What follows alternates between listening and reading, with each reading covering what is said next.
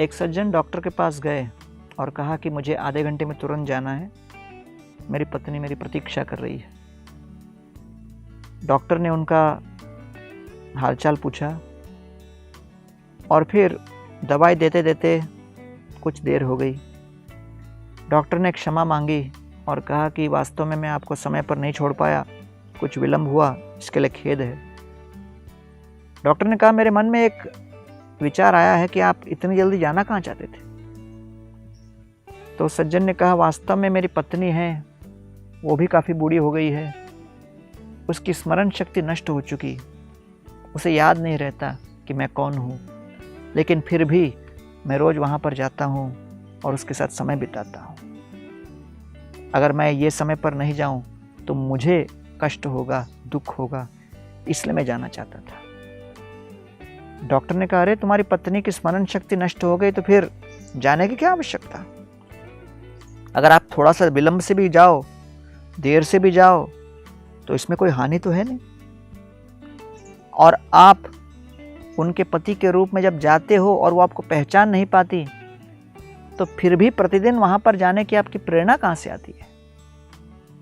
तो इन्होंने उत्तर दिया कि वास्तव में ये बात सच है कि उन्हें मेरे विषय में कोई याद नहीं, कोई स्मरण नहीं, लेकिन भले उसे मेरे विषय में कोई जानकारी अब शेष नहीं रही, लेकिन मैं तो उसको भली भांति जानता हूं।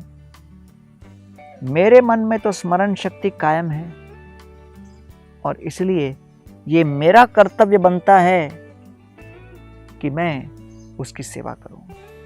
हाँ, स्मरण शक्ति उसकी नष्ट हुई है, मेरी नहीं।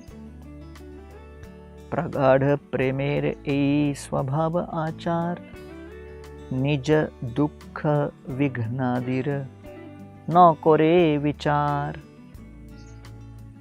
प्रेम के व्यापार में हर प्रकार की परिस्थिति में, चाहे कमी, दुख, कष्ट और क्लेश क्यों न हो, सेवक हमेशा स्वामी के हर प्रकार से सेवा करने में तत्पर रहते हैं।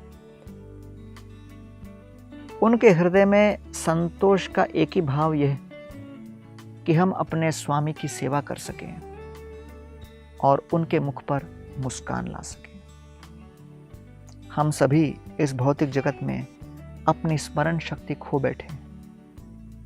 हम भूल गए कि हमारे जीवन में इतना कुछ देने वाले भगवान जल, वायु, फल, फूल, हर प्रकार की व्यवस्थाएं जो कर रहे हैं, भले हम उनको भूल गए, लेकिन वो अपना उत्तरदायित्व भली भांति निभाते हुए हम सभी की सेवा में तत्पर हैं।